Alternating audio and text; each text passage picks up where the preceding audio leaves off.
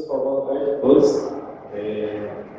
Eu vou estar falando um pouquinho aí de coroutinas, que é uma das novidades aí que veio a partir do código 1.1. E ainda é uma funcionalidade que é considerada experimental, então até mesmo o package da funcionalidade que você colocar no Android, você vai ver que ele está experimental. Porém, agora na versão nova do Android, do código 1.3, ela já vai se tornar uma funcionalidade já 1.0, vai deixar de ser uma funcionalidade experimental, já vai. Hoje você pode pensar em colocar ela em produção, mas agora você vai ter mais segurança para estar podendo aplicar ela em produção, porque apesar da funcionalidade principal dela não ter mudado tanto, você vai perceber que entre a versão 0.5, 24 e a versão mais nova da 1.0 tem bastante mudança de sintática dela, então muda um pouco, então você teria que depois fazer algumas alterações no código.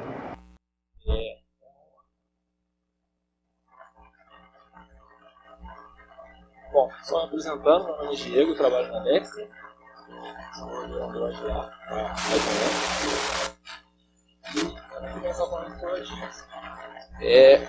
O que coroutines vem? Qual o problema que coroutines vem tentar resolver? É a questão de assincronismo no Android, que é algo muito comum. Você vai estar lidando com o código assíncrono o tempo todo, quando você está trabalhando com Android. Para ilustrar essa situação no Android, vamos tentar ver um exemplo. Então, imagine que você está usando uma API. Essa implementação foi originalmente feita no TDC, então a gente fala da API do TDC. Imagine que você vai estar usando uma API onde você precisa bater na API, pegar um token e através daquele token você consegue utilizar os outros métodos do serviço. Então, se você fosse trabalhar single thread, você poderia fazer algo nesse sentido. Então você chamaria o get token, ele bate no servidor, valida sua chave, te devolve esse token. Você pega esse token através da request e com ele você consegue chamar o get events ali, que é uma das funções que você precisa chamar de forma autenticada. E a partir do momento que você tem os eventos, você consegue chamar esse display event, sei lá, jogar numa recycler view ou algo do tipo. Qual que é o problema desse código aqui? Ele funcionaria, porém, como você está fazendo isso na sua main thread, isso aqui vai travar a sua tela. Então, se tiver um loading ou algo do tipo, esse loading vai travar, o usuário vai ter aquela sensação de app travado, né, de não ter nenhuma responsividade naquela tela e provavelmente ele vai desistir do app. Então, não é uma experiência legal para o usuário.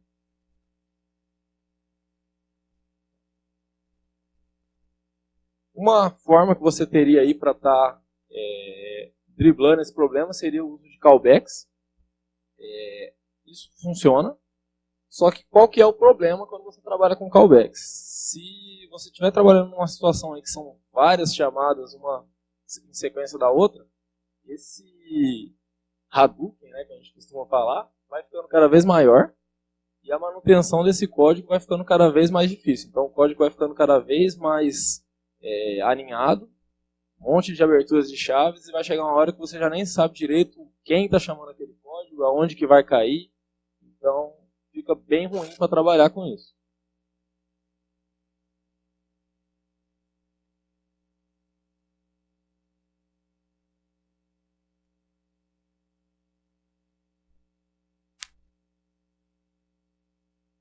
É o que a gente chama de callback hell. Bom, uma das formas de você resolver isso, que hoje eu acredito que é uma das mais usadas, é o uso do RX. O RX é uma baita uma lib, te traz aí, além da questão do sincronismo, várias outras funcionalidades. Acho que até, na maioria das vezes, a gente acaba vendo o RX sendo usado no Android de uma forma assim, você acaba usando muito pouco do potencial que essa lib te oferece.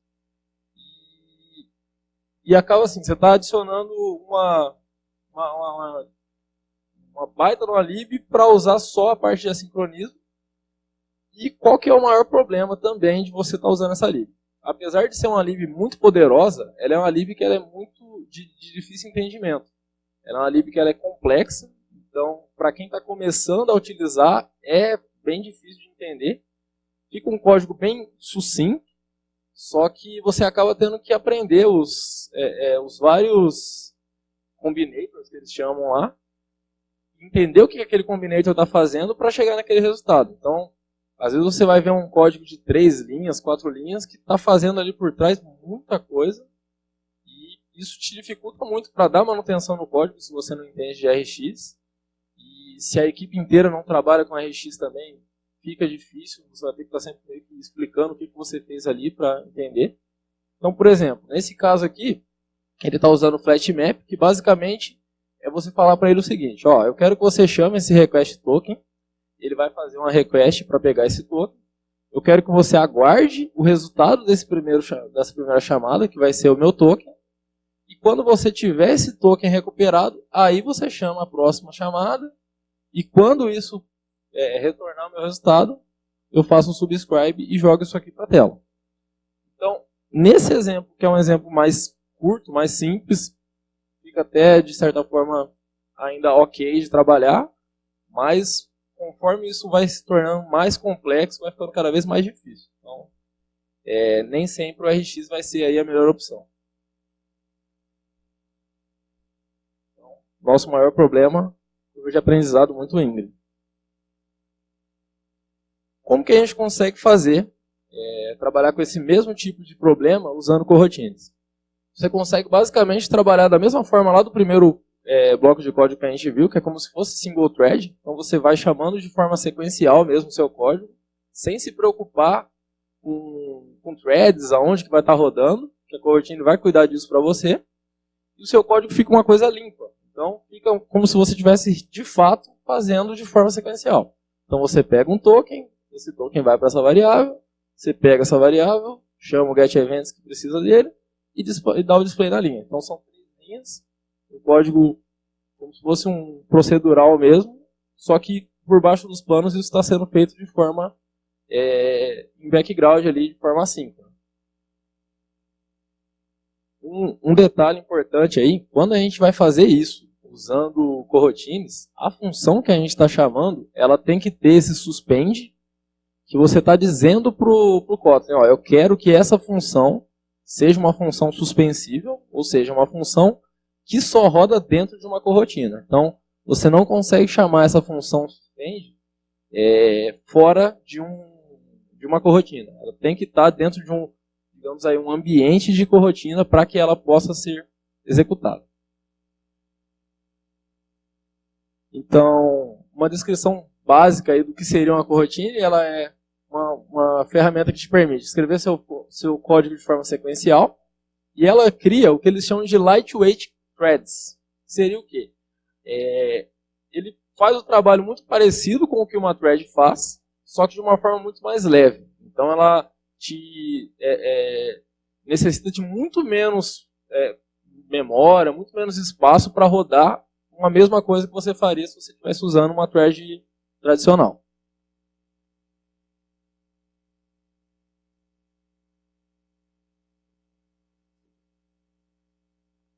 Bom, então, para que você consiga rodar uma coroutine, você precisa que ela esteja num ambiente de corotina ou dentro de uma outra corotina.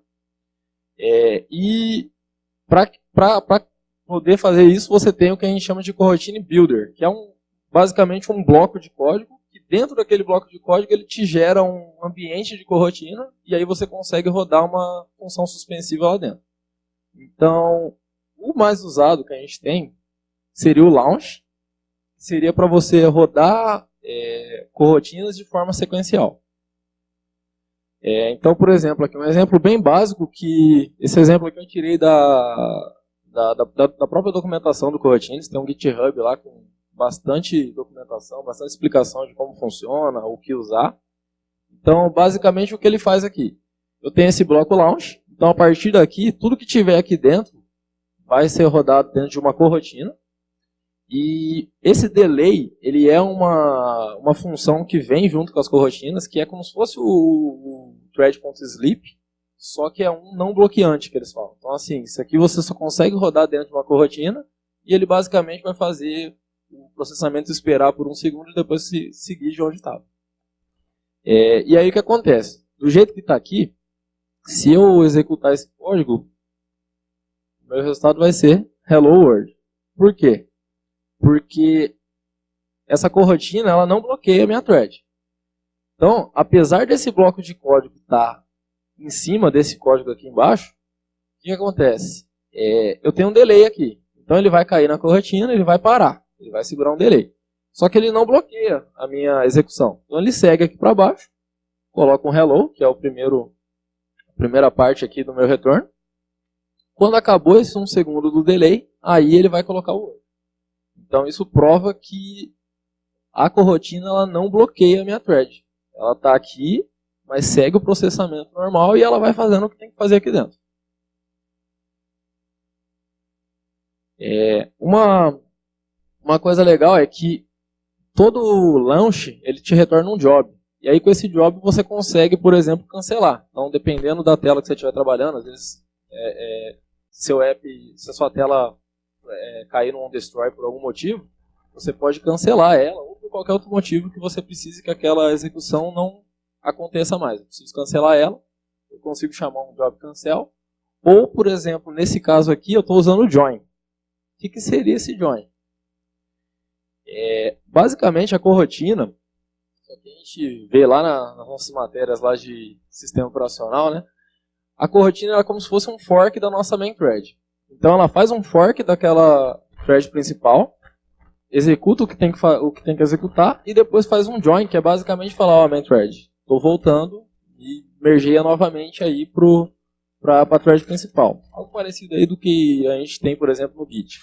Então você está só trazendo ela de volta.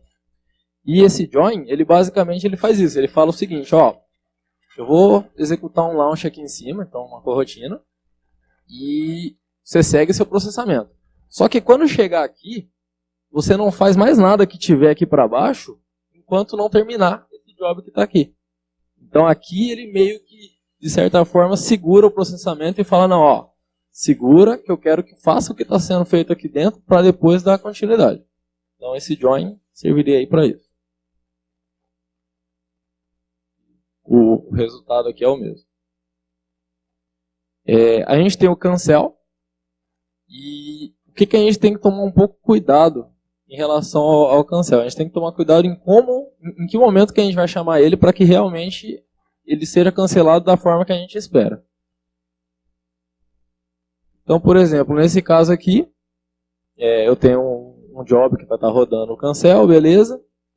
E ele vai estar sempre vai estar repetindo aí 1000 vezes e printando aí uma contagem. Sempre com delay de 500 milissegundos, beleza. Quando eu dou um cancel aqui embaixo, ele para onde estava e dá continuidade no código e termina. Beleza. Só que tem algumas situações que pode ser que não aconteça da forma que a gente estava imaginando. Então, se por exemplo, eu tiver uma situação como essa, onde eu tenho um while, porque na minha execução anterior, eu tinha o delay. O delay, por ser um método da corotina, ele vai estar sempre observando se a corotina está sendo executada ainda. Agora, no outro exemplo ali, eu estou usando um while. E esse while ele não está verificando se a corotina ainda está rodando ou não. Então, esse código aqui, mesmo que eu dou o cancel, ele não vai cancelar. Ele vai seguir rodando porque esse código aqui ele não tem noção do que está acontecendo na corotina como um todo. E aí ele vai rodar até o final para só depois cair aqui embaixo. Então a gente tem que tomar cuidado. Se a gente estiver rodando aqui dentro e não estiver fazendo nada que seja relacionado com a corotina, como um delay ou algo do tipo, provavelmente você não vai conseguir cancelar ela. Então tem que ter esse cuidado na hora de trabalhar. Então uma forma de você resolver isso é que você tem dentro de um bloco de corotina, você tem um isActive, que é basicamente uma variável que vai te indicar se aquela corotina ainda está em processamento ou não. Então, nesse caso aqui, como eu estou sempre verificando no meu while se ela está ativa, aí ela vai parar no lugar certo. Então, isso aqui é um cuidado que você tem que ter quando está fazendo, senão você corre o risco de não conseguir cancelar e seu código vai rodar até o final.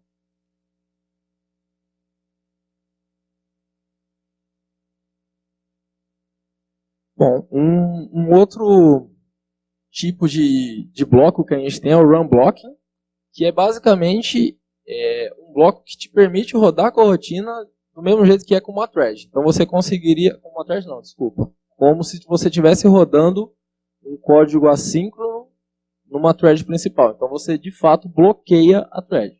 Em algumas situações você precisa ter uma coroutine que de fato bloqueie sua tela, você precisaria usar esse run block. Daí a forma de usar é bem parecida com a outra mesmo. Você vai estar rodando dentro do bloco, os seus métodos aqui, funções suspensivas. Só que a diferença é que nesse caso, o resultado vai ser esse aqui. Ó. Ou seja, o que está sendo feito aqui dentro vai acontecer primeiro e depois essa parte. Então o que quer dizer é que esse código vai bloquear minha thread, ele vai esperar um segundo ou executar qualquer coisa pesada que seja feita aqui dentro, e só quando tudo isso aqui for concluído, aí ele vai aqui para baixo e printa o hello. Então aí você acaba tendo um resultado aí invertido do que era do anterior. Mas a gente vai ver lá na frente que tem algumas situações que é necessário a gente usar esse cara. Bom, o launch pode em algumas situações, não só o launch, qualquer coroutine builder na verdade, pode em algumas situações receber um parâmetro aqui. Esse parâmetro basicamente vai falar para a corotina aonde você quer que seja executado esse cara. Então, por exemplo, nesse caso aqui, eu tenho esse display events que ele vai estar jogando esses eventos numa recycler view. Se eu rodar esse cara sem esse UI aqui, vai dar aquele erro de que uma thread não pode tocar uma view que não é dela, alguma coisa nesse sentido. Que é quando você está tentando mexer na sua main thread através de uma thread em background. Quando você passa esse UI aqui para ela entende que essa parte aqui precisa ser rodada dentro da UI. Então aí ela não vai dar erro mais, ela vai conseguir rodar. Tem algumas situações que você pode precisar usar outros tipos de contexto. Então você consegue colocar ou UI, ou Common Pool, ou tem vários contextos que você consegue ver lá na documentação e ver qual que é a sua necessidade para ver qual que você vai aplicar. Mas é só colocar aqui e ela já entende onde que ela deve aplicar. Bom, e um outro coroutine builder aí que é muito usado seria esse async, que aí, diferente do launch, ele roda de forma concorrente. Então você consegue fazer coisas de forma concorrente e não sequencial. Então, por exemplo, esse bloco de código aqui. Imagina uma situação que, por algum motivo, você precisa carregar uma imagem 1, imagem 2, e esses 7 backgrounds usa as duas ao mesmo tempo. Então, sei lá, pode ser, por exemplo, um exemplo que tem uma imagem pegando o fundo todo e uma outra fica por cima.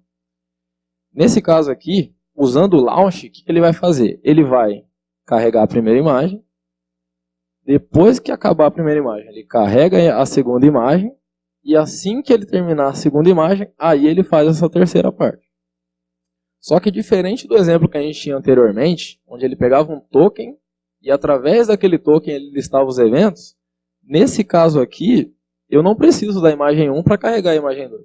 São variáveis que elas não têm dependência de uma para outra. Elas só precisam estar juntas aqui embaixo. Então, eu poderia colocar para baixar a imagem 1 e a imagem 2 ao mesmo tempo e conseguiria terminar o processamento de forma mais rápida. Como que eu consigo fazer isso?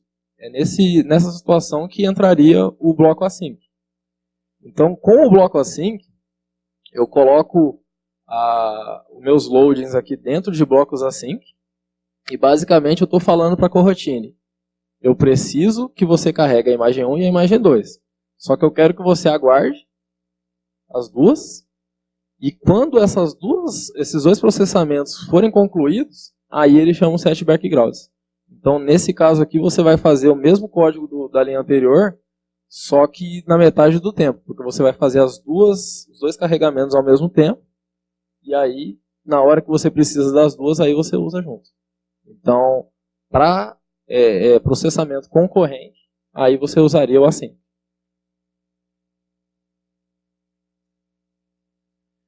Bom, o que é o mais legal das coroutines? Elas são leves, então de fato elas são as lightweight threads que eles falam na documentação. E um exemplo que eles usam para, digamos, comprovar que elas realmente são leves, elas pegam um exemplo desse, onde você faz aí um contador aí de 1 a 100 mil e fica fazendo alguma coisa pesada, um delay, qualquer coisa do tipo. E aí você pega esse mesmo exemplo e roda com coroutinas e com threads. Com threads, provavelmente você vai cair num out of memory. E com coroutinas ele de fato consegue rodar. Eu cheguei a testar esse código aqui e ele consegue rodar sem quebrar. É uma coisa assim absurda. Ele realmente consegue usar a sua capacidade de processamento de forma muito inteligente. Bom, aí agora só para a gente entender a diferença aí de uma coroutine para uma thread, conceitualmente elas são muito parecidas, mas a forma que elas trabalham com essa questão do código assíncrono é um pouco diferente. Então, por exemplo, vamos pegar aqui um exemplo onde um sistema qualquer aí, ele lê um arquivo, aguarda que esse arquivo seja carregado, faz um upload aí para algum servidor de storage, e depois que esse storage dá um ok que a imagem já está lá, ela retorna uma URL que o usuário consegue acessar aquela foto. Por thread, seria algo parecido com isso. Então ele dá um open file aqui, espera o file I/O, que seria a leitura daquele arquivo e a devolução do arquivo para você. Depois ele mandaria para o seu AWS, sei lá, algum storage. Teria aí o tempo de upload, então ele fica aguardando que o upload seja concluído. E assim que o upload seja concluído, aí ele retorna. Nesse gráfico aqui, a parte verde seria o tempo que a thread está de fato trabalhando. E a parte amarela seria o tempo que a thread está basicamente esperando. Ela não está fazendo nada nesse momento aqui, ela está parada, esperando que chegue um determinado resultado para que ela consiga continuar. Então, isso aqui, de certa forma, é um desperdício de processamento e de thread. Você está com a sua thread aqui parada, sendo que em algumas situações você pode estar precisando de, sei lá, você teve uma primeira requisição, sua thread bloqueou, está esperando o resultado, e aí você precisa fazer uma segunda requisição, um segundo usuário vem para fazer a requisição, e você não tem thread disponível. Então o que você poderia fazer? Você poderia começar a criar novas threads. Então você está aqui um tempo amarelinho, você está parado, mas você está fazendo essa execução. Então enquanto você não acabar, você não consegue fazer uma segunda. Você poderia ir abrindo várias threads. Qual que é o problema desse tipo de approach aqui? Normalmente threads são pesadas e nunca existe um recurso abundante, assim, sobrando recurso para você ir abrindo milhões de threads aí e está tudo certo. Então, você tem que tentar usar o seu processamento da melhor forma possível, da forma mais eficiente, para evitar que você acabe gastando todo o seu processamento e acabe tendo um travamento no seu sistema ou algo do tipo.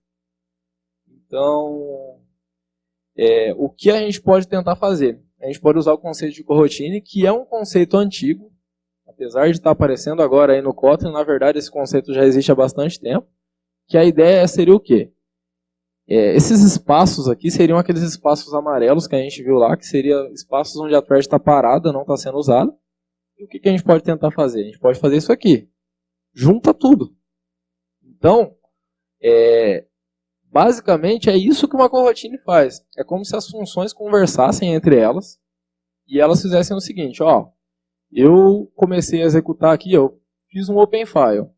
Aí agora eu estou aguardando que o arquivo volte. Minha thread está parada, minha thread não está sendo utilizada no momento, ela está disponível. Se uma outra função precisar, pode usar. Então ela meio que libera a thread, outra requisição começa a ser executada.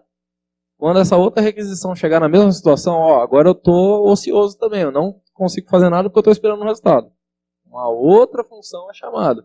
Então você consegue ter várias requisições sendo feitas ao mesmo tempo, todas aqui usando uma thread só, e sua thread praticamente nunca fica ociosa, ela vai estar sempre trabalhando. E o mais legal disso aqui é que isso é feito de forma colaborativa entre as coroutinas. Não precisa de um sistema operacional para estar controlando isso. Ela vai fazendo de forma, o que eles chamam de non-preemptive multitasking, que é as funções vão conversando entre elas, vão compartilhando o espaço que tem disponível, e com isso você consegue fazer muita coisa com pouco processamento. Então é por isso que elas acabam sendo muito mais leves do que as threads normais. Aí aqui mostrando aquele exemplo, né, que comprova que elas são lightweight, fazendo esses loops enormes aqui, ainda assim não travando, exatamente por isso, porque eles usam tudo que tem de processamento disponível.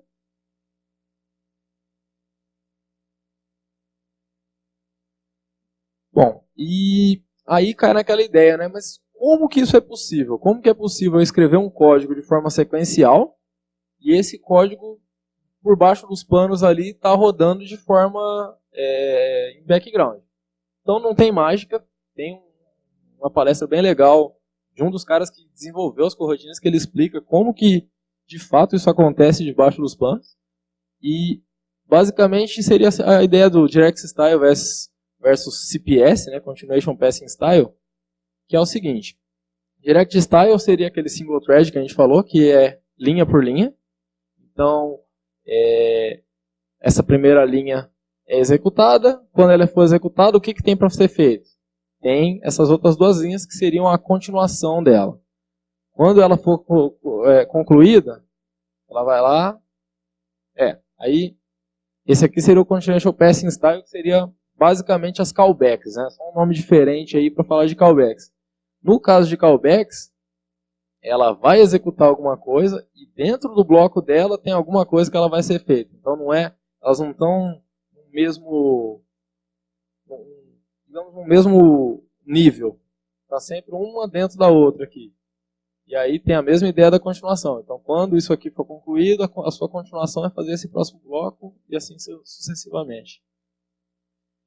Então, as coroutinas, ela usa o Direct Style, que seria a questão de sequência. E aí, como que é possível fazer o Direct Style sem que a thread seja bloqueada e sem usar callbacks, que é o que a coroutina faz? Ela basicamente vai fazer o seguinte: sua função tem que ser uma suspend function. Então, você está dizendo, eu quero que essa função seja executada dentro de um bloco, de um bloco de coroutines. Quando você buildar esse projeto, ele basicamente vai fazer aí uma conversão dessa sua função para um objeto aqui da JVM, e esse objeto seu ele vai ganhar uma continuation, que é um objeto aí da própria coroutine. Aí beleza, o que ele vai fazer com essa continuation? Essa continuation vai te trazer, ela é basicamente uma interface, não tem nada de diferente, é uma interface que ela vai te trazer dois métodos diferentes. Um método resume e um método resume with exception. Que basicamente seria aí um onSuccess e onError. É algo bem simples, uma callback como qualquer outro. Feito isso, ele vai meio que fazendo como se estivesse fatiando a sua função. Então ele pega a sua função, beleza. Eu sei que a minha função tem aqui essas três linhas para serem executadas, que seria aí minha continuation inicial. E eu sei que em relação a essa linha, minha próxima continuation são essas duas linhas, e em relação a essa linha, minha continuation seria essa. Que seria sempre o que tem que ser executado após a execução da próxima linha. Daí, que será que ele faz? Ele pega esses pedaços aí, essas continuation, e fazem callbacks? Seria uma possibilidade, você transformar aquele código sequencial em callbacks ali por trás e beleza, o seu código rodaria de forma assíncrona. Mas não é o que ele faz. Ele faz uma coisa até meio que surpreendente, até eu não imaginava que ele fazia dessa forma. Ele vai fazer, na verdade, como se fosse Primeiro ele cria labels, então ele fala aqui, ó, a primeira linha é o label 0, a segunda linha é o label 1, a terceira linha é o label 2. Então ele vai cortando a sua função em pequenos pedaços. E aí o que ele faz com essas funções? Ele chama uma espécie de uma função recursiva, que dentro dessa função, ele pega aquela continuation que a gente ganhou a partir do momento que foi executado lá na JVM, e com essa continuation eu faço o seguinte, eu fico dentro de um switch, até que eu consiga rodar, no nosso caso aqui são 3 linhas, então até que eu consiga passar pelas minhas 3 linhas, então ele vai lá e vê, beleza, qual parte da minha execução eu estou? Estou na 0. Beleza, então a minha 0 seria get token. Se for a 1, é get events, e se for 2, é a display events.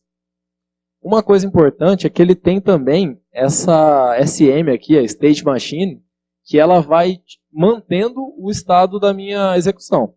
Então, por exemplo, para o meu get token aqui, eu estou passando a state machine e não estou passando nenhum parâmetro, porque o get token não precisa de nenhum parâmetro. Para o meu get events, ele já tem o token, que é o resultado dessa primeira chamada aqui. Então ele vai passando através da state machine, e aqui na segunda ele já passa a lista de eventos. Então é essa state machine que me permite ficar chamando dentro desse loop e ter sempre já os resultados da execução anterior. Daí aqui ele vai sempre incrementando o meu label, para que eu vá sempre caindo para as próximas linhas até terminar. E vou executando qual é a próxima tarefa. Bom, e aí dentro desse resume, é basicamente uma chamada recursiva. Então você vê que aqui ela está se chamando dentro desse resume. Então ela faz o que tem que fazer, chama o resume. Faz o que tem que fazer, chama o resume. Até que chega num ponto que eu não tenho mais nenhuma continuation, termina o processamento e está concluída a execução daquele bloco de código que era sequencial, de uma forma em background, mas que a gente, como desenvolvedor, não precisa se preocupar. Ela faz lá por trás. Então aqui ele está só incrementando novamente, vai dar 2, então na próxima execução ele já não vai cair em mais nenhum.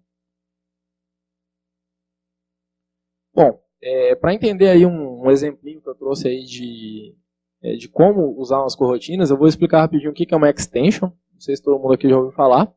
Que é basicamente uma funcionalidade que eu acho bem legal, que vem no Kotlin, que é a possibilidade de você estender classes padrão da linguagem, sem precisar criar uma classe que estende aquela outra classe. Então, por exemplo, se eu quero adicionar um método toNumber para uma string, eu não preciso nem criar uma classe utils, para você chamar lá, por exemplo, utils.toNumber e passar a string, ou ter que estender uma string para adicionar esse método aqui e ter que usar, ao invés de usar a string normal, usar a minha string estendida. Você não precisa fazer isso. Você consegue fazer aqui um string.toNumber e a partir disso, todas as suas strings dentro do seu projeto passam a ter esse método toNumber. Então você consegue chamar, por exemplo, aqui, você tem uma string, você consegue chamar number.toNumber. Ele adicionou uma funcionalidade para a sua string que era um objeto primitivo da classe. Então isso aqui é muito bacana. E usando isso a gente consegue adaptar uma chamada do retrofit, que basicamente ela tem onResponse e onFailure, que seria aí quando dá certo e quando dá errado a sua requisição. E como que eu consigo chamar esse cara, que é basicamente uma callback, como que eu consigo usar isso dentro de uma coroutine? Então, o que a gente faz aqui? A gente está fazendo uma extension para o call, que é a resposta do retrofit, que ela chama await for response. E o que eu faço aqui? Quando dá um response ok, eu pego aquela minha continuation que a gente recebeu lá no começo. Com essa continuation eu vou lá e chamo, se der uma resposta ok, você dá um resume. Se tiver algum erro, então se não foi successful aqui, você chama com exceção e beleza. Feito isso, eu consigo fazer uma chamada do retrofit como se ela fosse uma coisa síncrona. Então, basicamente, eu chamaria dessa forma. Eu pego token igual a request token.await response. Isso aqui, linha por linha, e aí ele vai funcionar como se fosse um bloco de código síncrono. Então, isso aqui é muito legal. Você consegue fazer chamadas de request sem precisar fazer nenhum tipo de callback.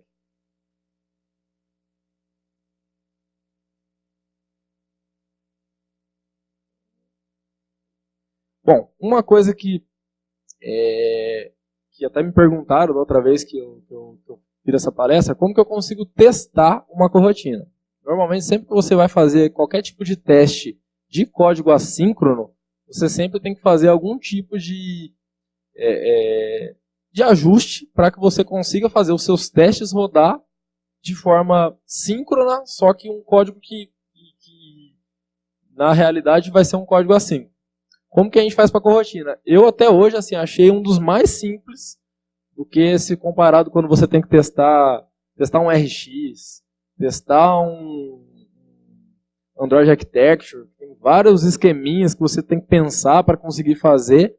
No caso da corotina é bem simples também. Então, basicamente, quando você estiver pensando em fazer um projeto que você depois vai testar, primeira coisa, organizar as camadas da sua aplicação. Isso aqui não é nada específico das coroutines. Eu acho que qualquer projeto que você for trabalhar, é interessante que ele esteja organizado, que você tenha uma arquitetura que te facilite testar. E aqui que seria aí o pulo do gato. Você manter o Coroutine Builder, que é aquele principal lá, o primeiro bloco de coroutine, que vai indicar que tudo que vai ser executado vai ser um código assíncrono, na view. Então, por exemplo, no meu exemplo que eu tenho aqui, seria um MVP. Então, eu tenho uma view que ela chama um método do presenter.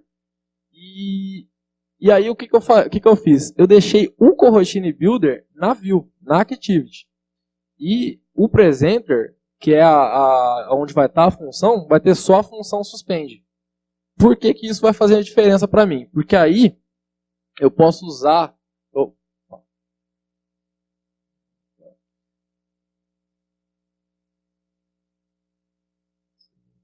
200 aqui.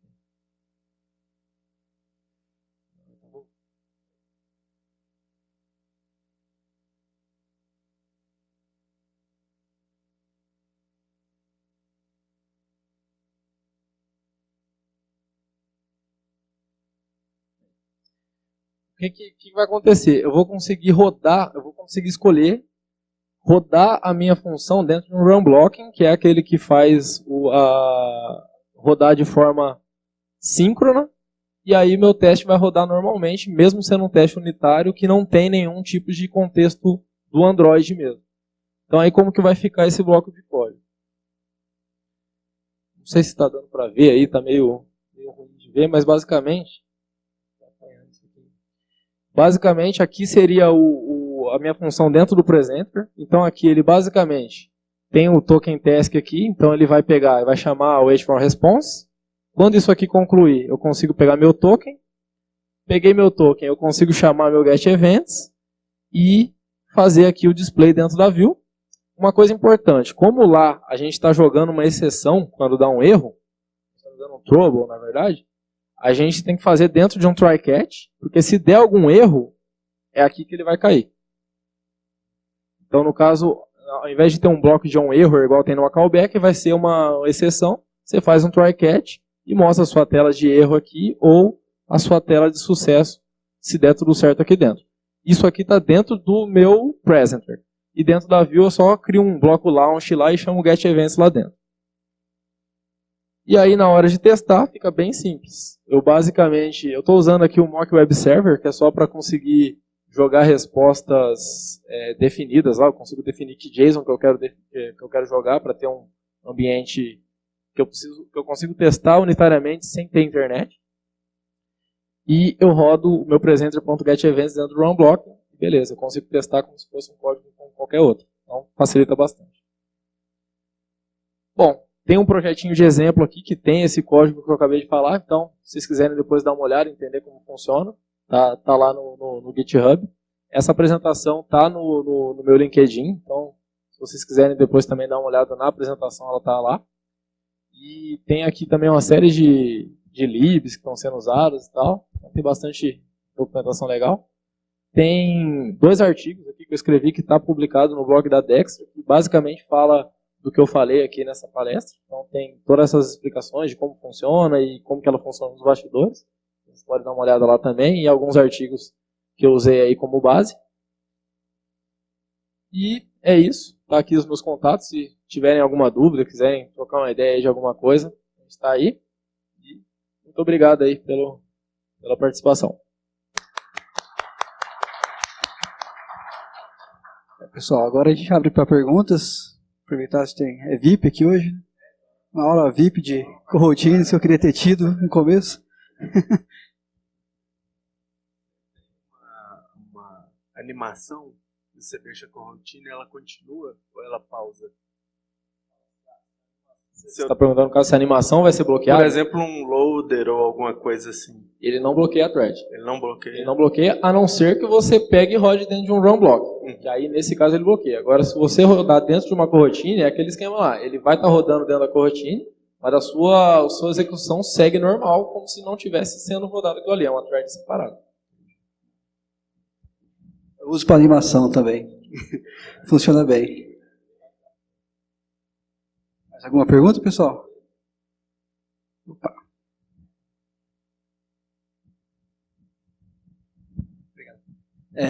Parabéns pela palestra.